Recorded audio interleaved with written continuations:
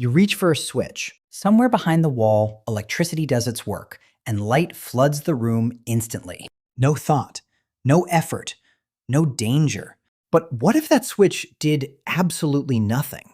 What if the only light you had after sunset was whatever you could set on fire? For most of human history, that wasn't a hypothetical. Humans have been fighting the dark for over 1,000,000 years, long before agriculture, long before cities, long before anyone wrote a single word down. So how did people actually see, work, and survive once the sun disappeared?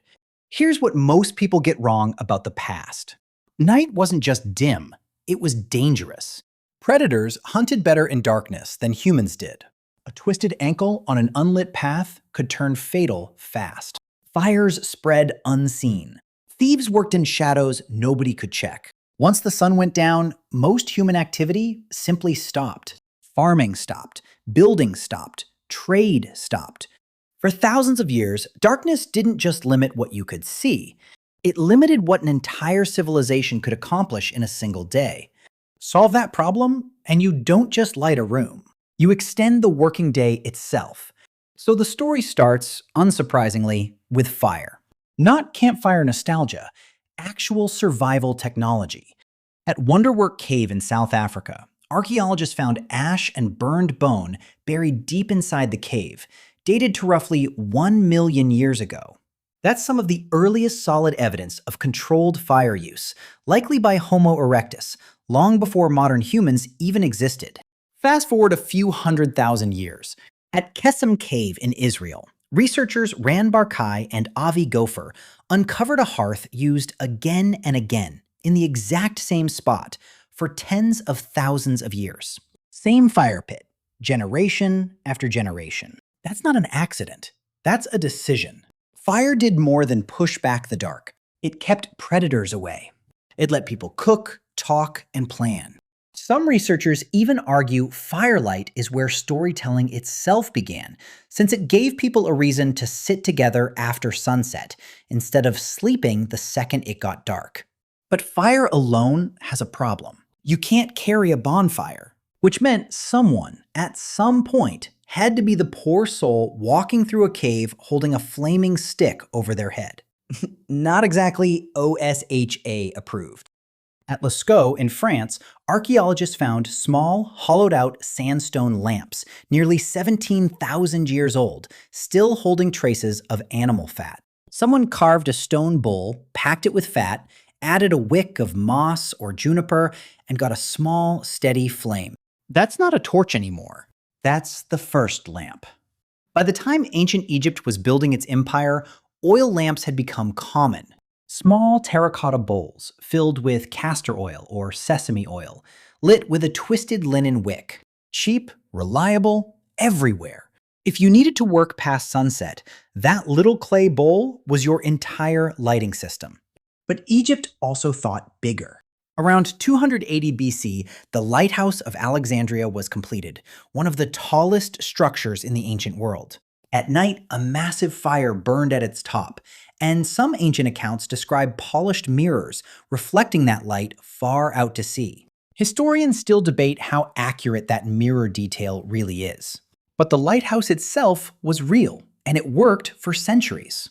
Rome inherited the oil lamp and multiplied it. Wealthier Roman homes used lucernae, small clay or bronze lamps, sometimes with several wicks burning at once for extra light. Step outside those homes, though, and Rome got dark fast. There was no public street lighting. None. If you needed to walk somewhere at night, you brought a servant carrying a torch, or you simply didn't go. Nighttime robbery was common enough that wealthy Romans mostly avoided the streets after dark, which makes ordering late-night takeout feel a little less impressive. Move into the Middle Ages, and light became a matter of what you could afford. Tallow candles, made from rendered animal fat, were cheap, smoky, and smelled genuinely awful. Imagine your entire house smelling faintly like dinner, permanently. Beeswax candles burned cleaner and brighter, but cost far more, which meant they mostly lit churches and wealthy households, not ordinary homes. Candle making even became its own regulated trade. Chandlers, as they were called, controlled much of Europe's lighting supply for centuries. There was also a rule, often traced back to William the Conqueror in 11th century England, requiring households to cover or put out their fires at a set hour each night. The order was called couvre-feu, French for cover fire. Say it a few times fast and you'll notice something. That's where the word curfew comes from. Meanwhile, in the Islamic world, lighting became genuine artistry. Mosques across Cairo and Damascus used elaborate blown glass lamps, hung by chains, filled with oil, some painted with intricate calligraphy. Several of these lamps survive today in museum collections. They weren't only functional. They were built to make a dark room feel sacred. By the age of exploration, lighting had a new fuel source: whale oil. Ships hunted sperm whales specifically for spermaceti, a waxy substance from the whale's head that burned bright and nearly smokeless. Spermaceti candles became a status symbol among wealthy families in Europe and colonial America, expensive enough that most people still relied on tallow. For a while, how well your house was lit basically announced your income to anyone who walked in. Then, in 1792, a Scottish engineer named William Murdoch did something strange. He piped burning coal gas through his own house in Redruth, Cornwall, and lit it. No open flame was carried from room to room, just gas, flowing quietly through pipes. The idea spread fast. By 1807, parts of London's Pall Mall were lit using gas lamps installed by Frederick Windsor. Within a few decades, gaslighting had spread through major cities across Europe and America. This changed more than visibility. Factories could now run night shifts. Streets stayed lit, so cities stayed active after dark. Nightlife, as we'd recognize it today, essentially didn't exist before gaslighting made it safe enough to try. Not everyone loved it, though. Early gas lines leaked constantly, and more than a few buildings quite literally exploded.